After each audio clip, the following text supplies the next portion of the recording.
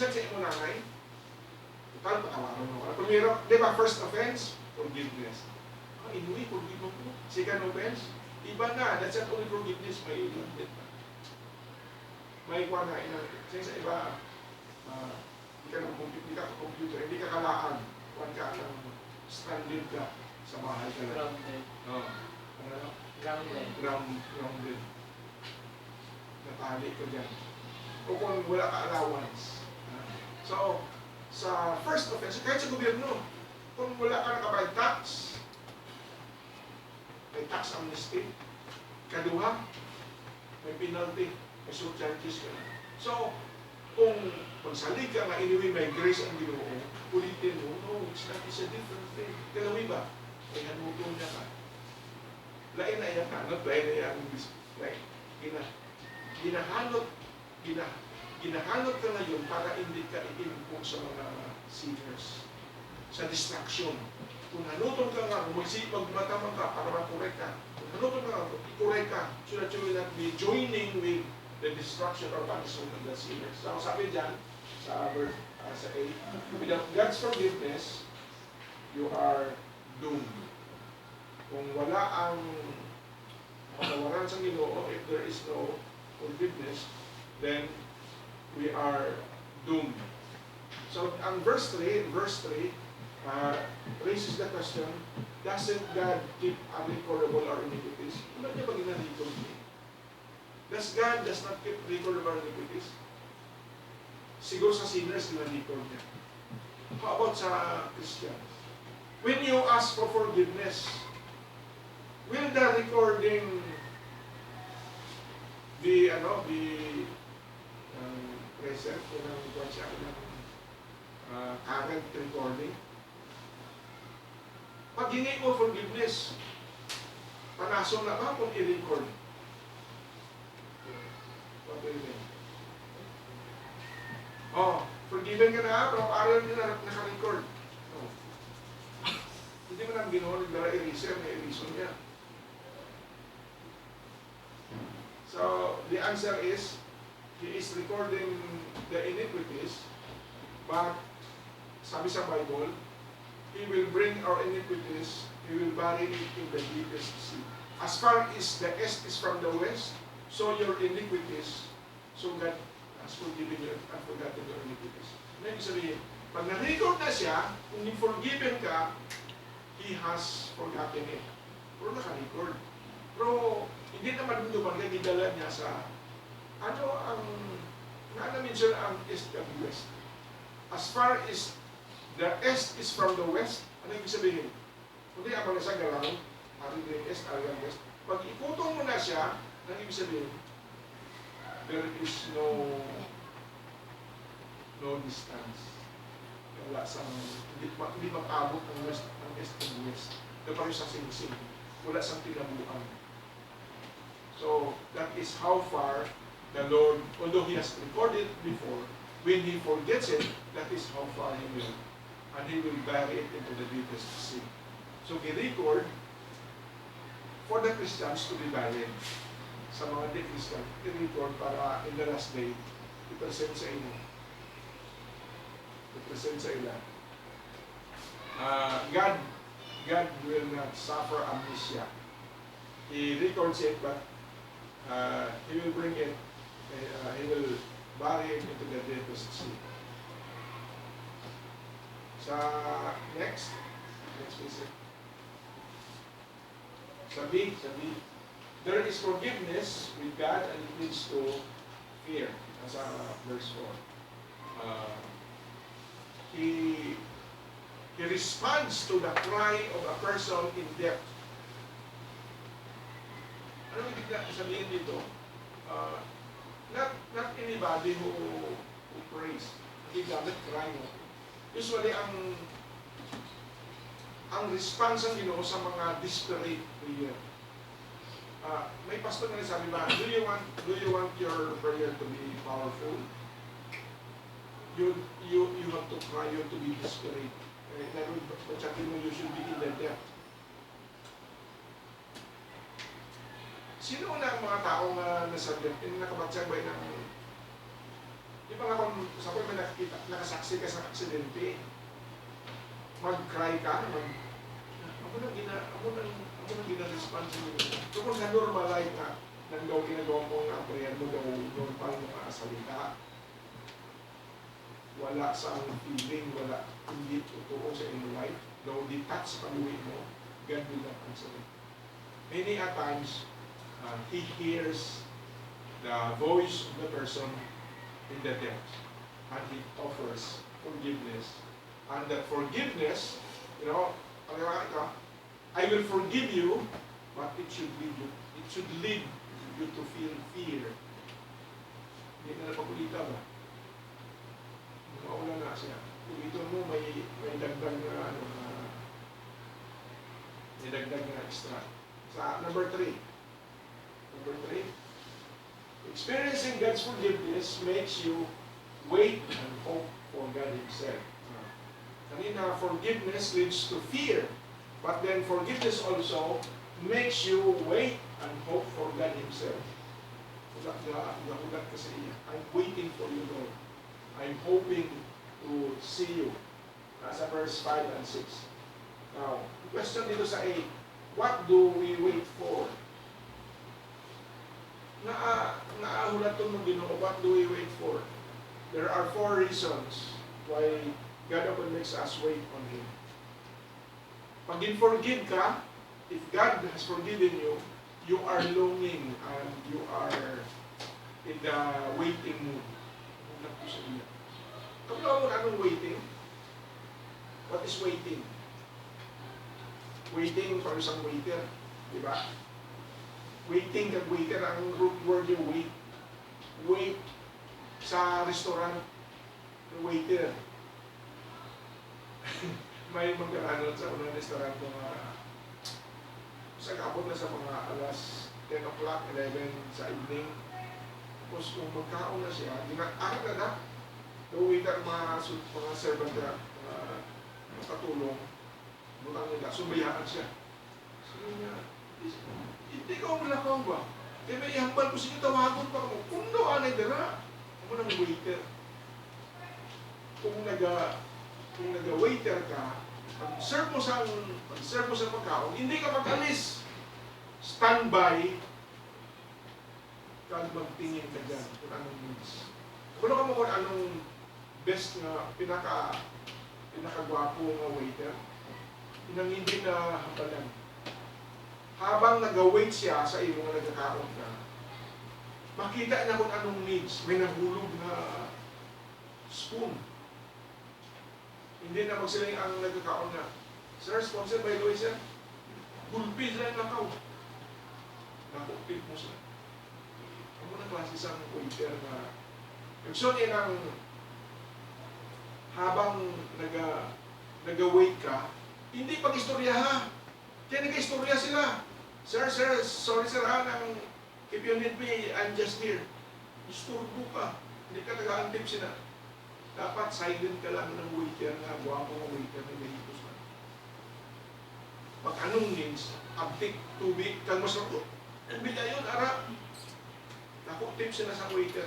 Munang waiting ang tawag. So, ibalik natin na, i-connect natin yan sa waiting. Sabi niya, what do we wait for?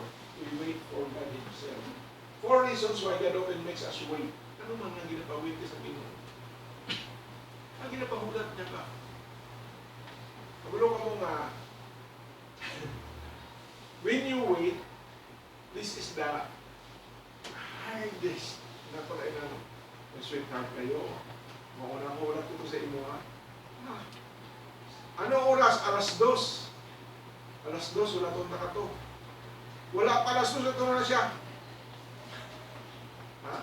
Lagi ito mo siya. Kung may appointment ka, alas 2 ang appointment. Alas 12 pa na nakapaligo na. Alas 9, alas 10 pa lang, nag-prepare na sa pahumot niya, maligo na siya. Alas 2 sa appointment. Alauna, arat na siya. So, habang nag-aupo ko siya, wow, no? Kag ang imo pounding sa heart siya nagpalapit ang oras na sa ngayon pa, hindi pa nagbugbog-bog sa lapit na nagpalapit, nagbugbog na. Salo kung pag alas 2:05, wala pa. Gawa ako pa sa loob. Hindi ka malingaw sa imo cellphone. No, not anything could take your pleasure and comfort nga. Anyway, nahulat ko, ma-enjoy na ko rin. No.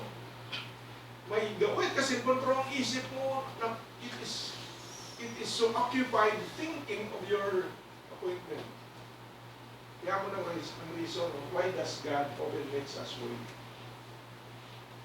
May burning desire ka. God makes us wait, there will be a burning desire na nagasaka. So, waiting, sa number 1 reason, waiting exercises our patience of faith. Gusto sa Diyos man, may patience ka. Ang patience mo hindi lang dito, it's hindi mahaba. Naga kung nanagulat ka, si Jiboy ba? Nagulat sa iya dati. Do you think sa waiting makatulog ka? Hindi ako matulog kay ginukuha ng imuupusin siya sa nagulat na mabadi, hindi ka katulog. So, alas 4 na, alas 4 kagahon, hindi siya katulog. Pag una napitip, una siya, pagtik siya magpuan. Amo man ang reason, no? That's the reason why God often makes us wait. Na-prepare niya ka ba? Kalahain mo na nga nag-abot na sa may experience sa iyo, sa wala lang sa iyo. Kalahain mo. So, kamo abi. You want to give something to a person, inaman nag-akuha na siya, nag-gapander ng iyang heart. Hindi mo sa kwanza, di kasal na first night nila. Hindi dito. Kaya maawag ni sila. So, kung wala kang nahulat, hindi na siya na daw instant. So, waiting exercises our patience. Dapat may patience of faith. Second, it gives time for preparation for the coming gift that we're seeking. Ang gift, nag-grow ang imo desire, tanggapin mo. Sabi, i-reward ka first honor. Honor ka sa stage. Pag tawago ng ngalan mo, attention masyadong tanan ba? Basta ikaw ang sarili mo. So, ako sila sa number 2, it gives time for preparation. Kung gulpihon ka kasi, kung gulpihon ka, mahimatay ka, di ba? Gigulpin, igulat ka, bigyan-announce. Ngayon, first honor, ako? Pero kung gipreparahan, naka-prepare mo mga nerves. Sabi nga ni Amros, manjo ka lang, di pagulpihon. Ako na doon sa tiil, saka sa ulo.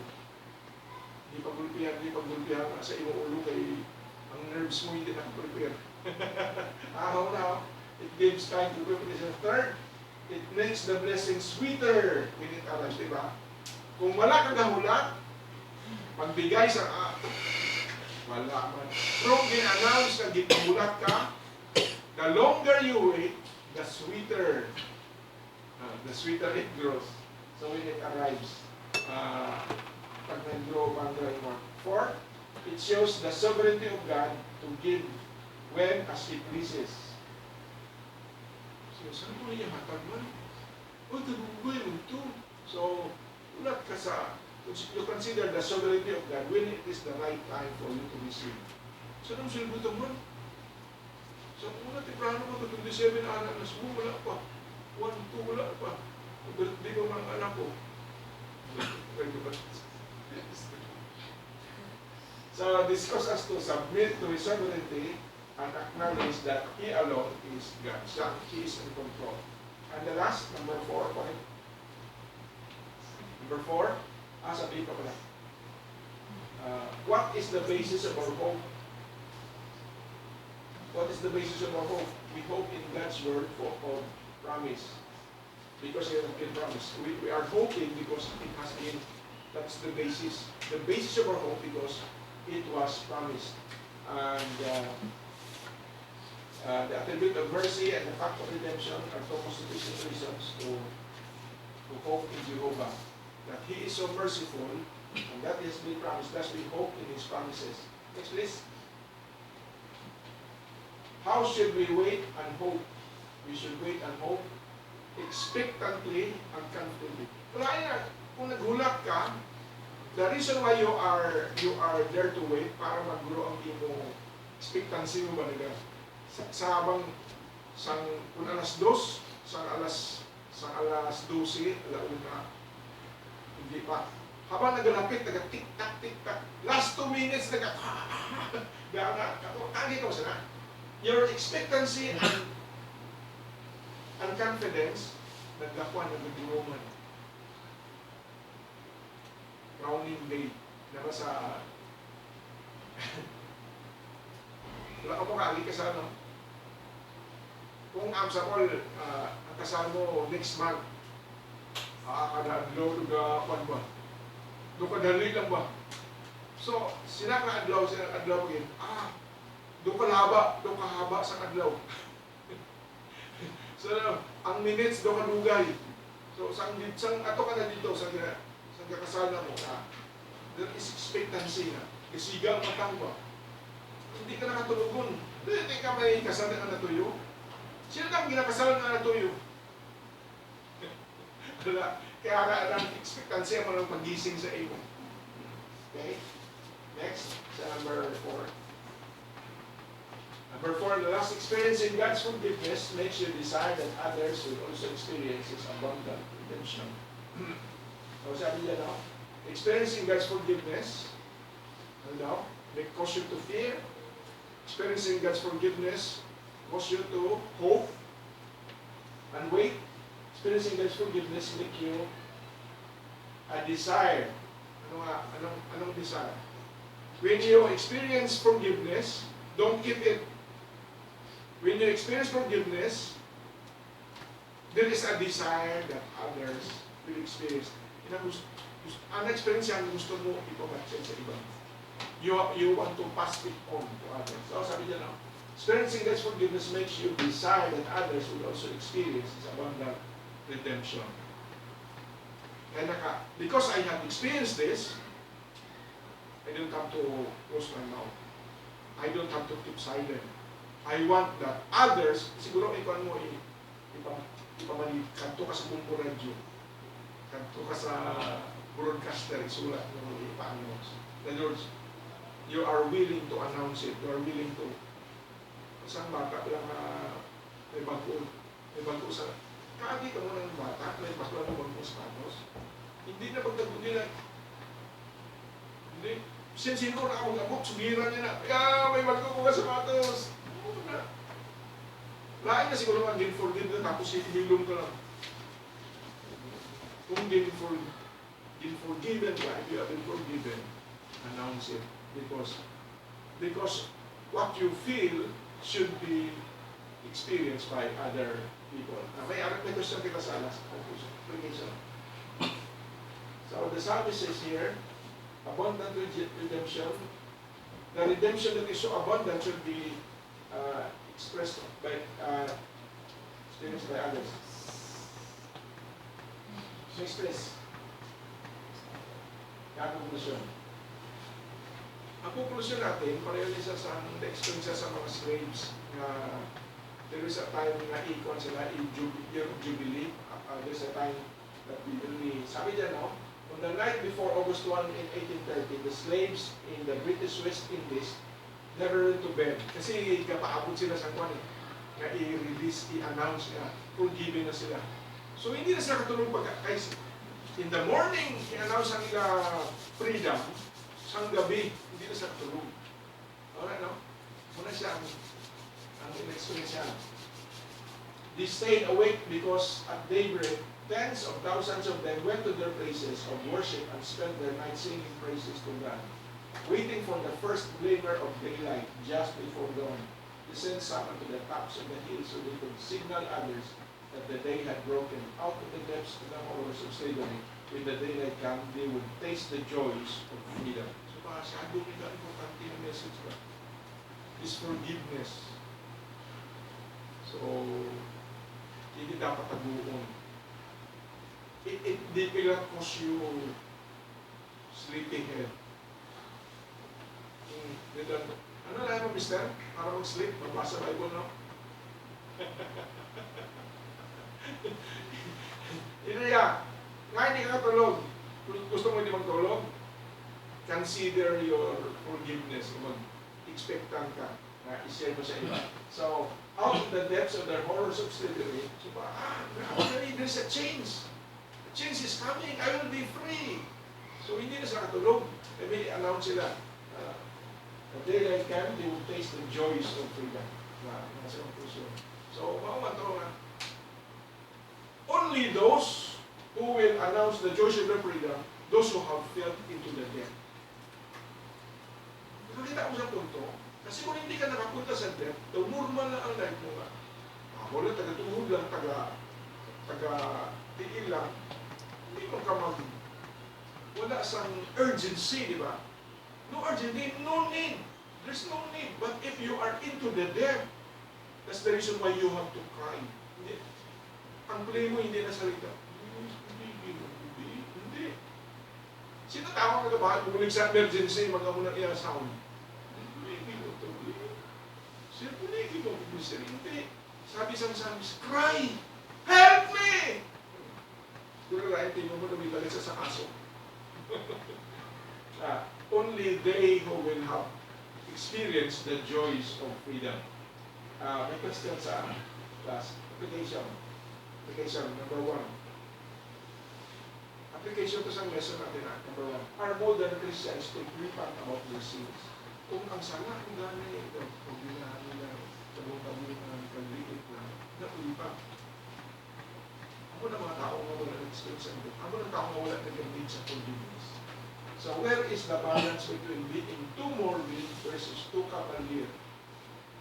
Inang morbid ka ng patay. Do as usual na masala.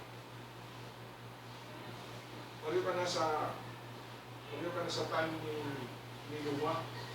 Sa time ni Noah, ang social life nila, saan doon down. So, yung accepted na ba? Ano nga nila sabi sa TV? A wrong thing in the eyes of a child becomes right when it is done regularly. Paulit-ulit mong gawin, ulit-ulit mong gawin, daw normal, accepted normal. Ang sigarilyo, daw normal. Ang inundo normal. Hindi na talk of the town. Muna sa point number 1. Is your situation not talk of the town? Amri, ito kami sa Akwansa. Anong maka-play sa Manila, sa Tondo, na ang kriminalidad may patayan, morning, evening. So, normal na lang. Pero kanto kasi sa lugar nga ang patayan is a big thing. Let's consider our situations like that. Is sin, small sin, ordinary, or not a big thing. Number 2, does God's forgiveness lead you to fear Him? Is this concept strange to you? How are forgiveness and fear related? Di patawad. May tendency ba? Di patawad niya po. Ang bata na di napatawad. Ulitin ba? Ang concept ng pagmasang grace. Grace? Grace? Ulit-ulitin niya na ba? Di patawad mo? Ulit-ulitin na. Ang concept pa nga. Kasi si Milky nag-iyak. Iyak na yun si Israel sa kwan. Tapos wala ng tao, di makakaon siya ni India. Ulitin niya na pa. Maiyak na siya punto para makakaon siya. Walang grace na siya. But no, i-consider mo, forgiveness should lead you to fear. Because they are related sa way na yung forgiveness, mahal na siya. Dapat isisipan makalusot ako di parungan ko ng buhay ko. If I am saying here, this forgiveness is one door of living a life to strengthen myself. Okay na. Number 3, why does God not immediately answer prayers of those who want to know Him more intimately? And why must we wait on Him? No? Kung mo sa Bible, ang pinakahaba na years di sagot ay prayer, si Elizabeth, asawa ni Zacarias. Sa hindi kasal na sila, nangamuyo sa magkaanak sa kanda rin siya. Sang gisagot sa Ginoo, ulo pang pinag-edad nila, tapos na minutos. Wala na sila kapaabot. Kaya hindi mo expecting that God will answer their prayer. Hindi na. Nakaminutos na. Impossible na makaanak. Sinagot. Anong ibig sabihin? Why does God immediately answer, not immediately answer prayers? Anong rason sa Ginoo na ginatari niya? Hopes grow under. Kung sa nagadugay, nagaguro ang Panginoon under. Why must we wait on Him? Wala itong sa Ginoo. Na ang lunging mo kung nagahugat ka, ang lunging mo nagbalisa ka. Kapi ko nag-santon na kang wala ka para palain, no? Ay, anak na ganyan. So, wala lang. Okay? So, that's the reason why he has to wait. Number 4. In sharing the gospel, we are too quick to tell people about God's love and offer forgiveness before we feel the weight of their sin. Should we first feel convicted of their sin? Should we first feel convicted of their sin? Naman ako nga wala sa conviction ng being forgiven. Kung wala na. Pwede. So, balik, kung na siya na ang gospel na cheap gospel na cheap, na hindi magbatsyag sa sala pa. Nagtanggap sa Ginoo na wala nakabatsyag sa iyo sala. Why did you come to the Lord? Wala ka sala. Dapat makabatsyag ka sa kasalanan. Hades, dapat nasa death ka. Sa verse 1, there should be the feeling of into the death, and then it will lead you to cry. Kung wala ka sang feeling sang death, tungin, wala sang sense. There's no sense. So, in sharing the gospel, we are too quick to tell people about God's love and offer forgiveness before they feel the weight of their sin. Wrong na siya. Gina-explain mo, ako na nag-isugod ka muna sa sin. Ginaano mo, ibitin ang tao mga makasasala ka, wala ka sang paraan na there's no, ako siyang naggahanduraw, he will feel the need. Paano ngayon? Kung i-offer mo lang accept the Lord Jesus Christ, i-accept niya, wala meaning. Pero kung ginbitin, makilala mo siya nga, this is the problem of them. There's no solution. So, mangita sa, it is wrong to share the gospel, too quick to tell people about God's love, and offer forgiveness before they feel the weight of their sin. Kung si Isaiah wala naka-feel sa weight ng sin niya, dito siya magsabi, woe is me. When there is that woe is me, then you will respond to it. You will even seek Him. Ang ibig sabihin, ang mga criminals na, ang parang nila sila,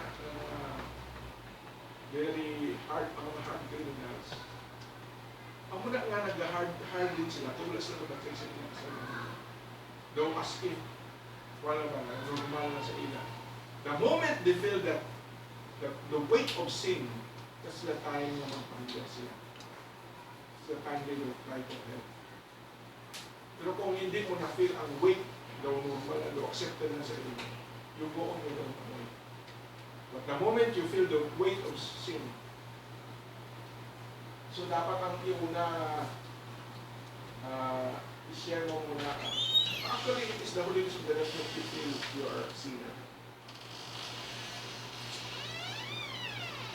That's the application. 1, 2, 3, 4.